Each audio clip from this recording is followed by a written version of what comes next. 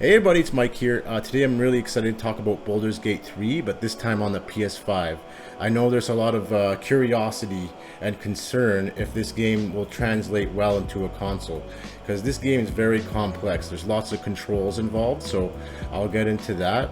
And Baldur's Gate 3 is also a very special game. I already reviewed it, gave it a very high rating, and not only that, this is the highest rated game of 2023 and the top rated game on Metacritic with a 97, with Zelda Tears of the Kingdom just trailing below it at 96. So this game is a huge deal, and I'm really just going to talk about if it's worth buying on the PS5 or you're better off sticking to the PC version.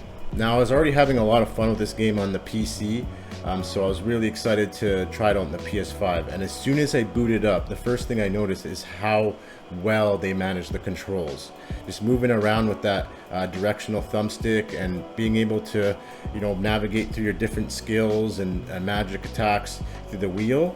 They've definitely made it a lot of fun. It's very user-friendly. So, and actually, I was really worried about that because, like I said, this is a very complex game. There's a lot to it, but I feel like the way they translated it to the console was absolutely perfect, and I couldn't recommend it enough. Another huge win for this game on console is just the graphics. I think the graphics are absolutely stunning.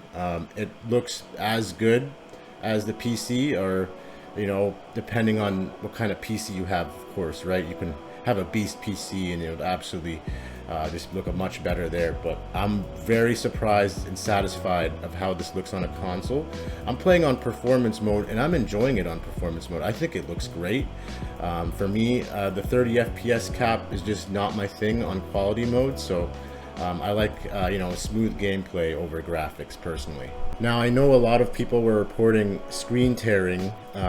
Me personally, I haven't encountered this to be like a huge issue. I've noticed it here and there, but it's very minor, and I'm gonna say 90% of you are not even going to be bothered by this. You're just going to be enjoying the game. And I say the facial animations in this game are excellent. This is probably one of the best looking facial animations you'll see in any other PS5 game, and that's saying a lot. You got games like God of War and whatnot, and I'm saying this game's on that level. So not only the facial animations help the characters come to life, just the voice acting. I've already touched on this on my recent review, but the voice acting in this game is really something special. And just the combination of the facial animations from the voice acting, you don't really see this very much nowadays. And also the open-endedness of this all. There's characters that you can completely miss just by hitting a certain dialogue choice, right? If you hit the wrong dialogue choice, you might never run into that character. And I just loved that. I love that open-endedness of it. And bit of a side note here, I know some of you guys were disappointed that Starfield's not coming out on the PS5. I think that you should just get this and not worry, because although they're different games, Starfield's more like your Fallout, Skyrim type game, and this one's more of like your tabletop Dungeons and Dragons type. This Baldur's Gate 3 is really gonna captivate you and grab your attention, just like a game like Skyrim would. So just had to add that there. Don't be disappointed that Starfield's not coming to PS5. This Baldur's Gate 3 game is really something special, and all you role-playing game fans just need to try it out and just trust me on that one.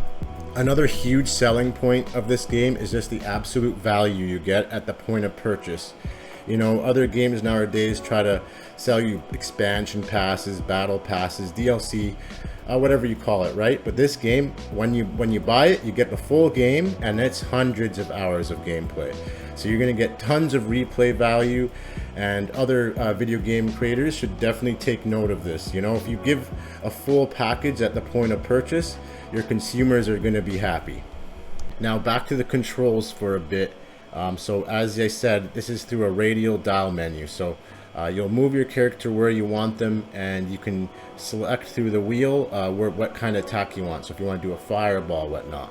And I have to give a huge credit to developers, because this is a huge game with hundreds of different spells and powers and different actions.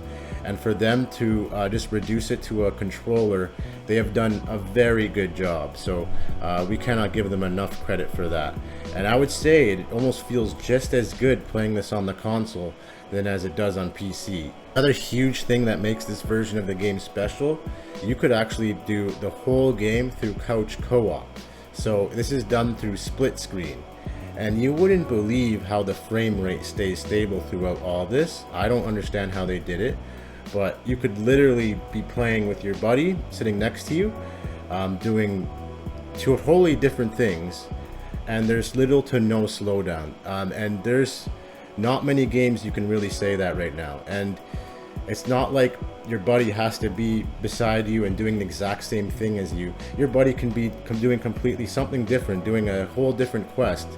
And you know, that's just something special right there. You know, you both get to do your own thing, and then your buddy's character will be saved on your file.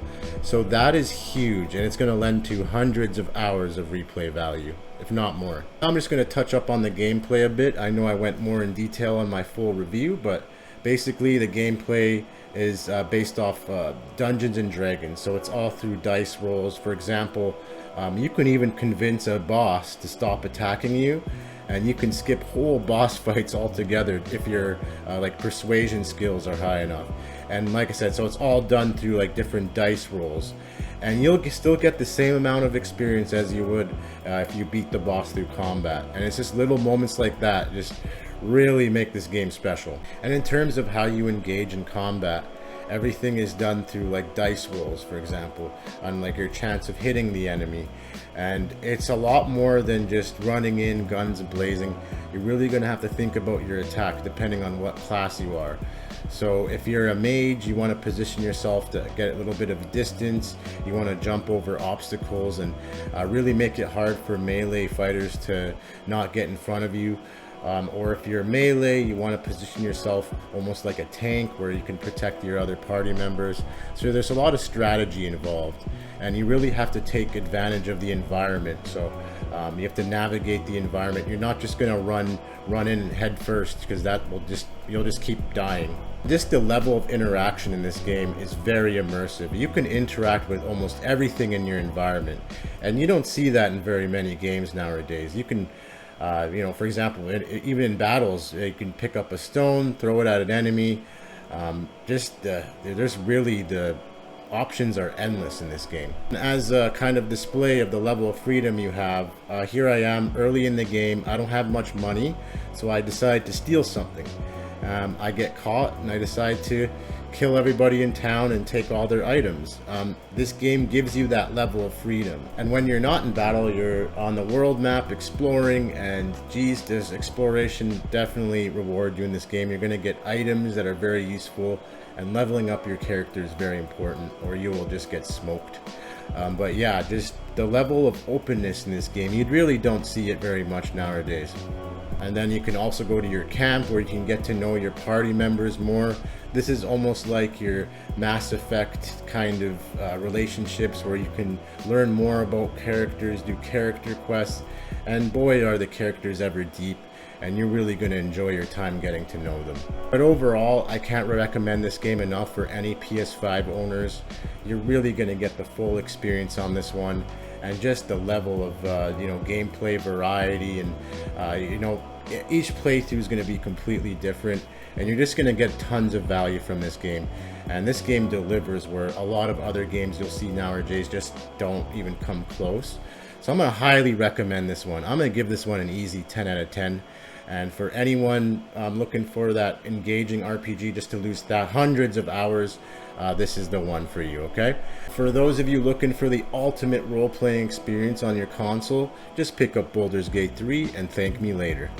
And what a year 2023 is turning out to be in terms of video games. It's just exceptional release after another. Now we have this on console, so I'm super happy. Really, I thought Zelda Tears of the Kingdom was going to be Game of the Year. Now we have this, so I'm not sure. But I'm really pleasantly surprised by what the quality of games we're getting this year. And games like Baldur's Gate 3 go to show, you know, how great a game can be when it's not all about microtransactions and DLCs. This is a complete game, and I think it's really turning the heads on other developers. So we're really seeing a great progression in terms of just video game quality in general. Anywho, that's all for this video. If you like this type of video, please consider checking out my channel and subscribing. Other than that, we'll look forward to seeing you on the next one. Bye.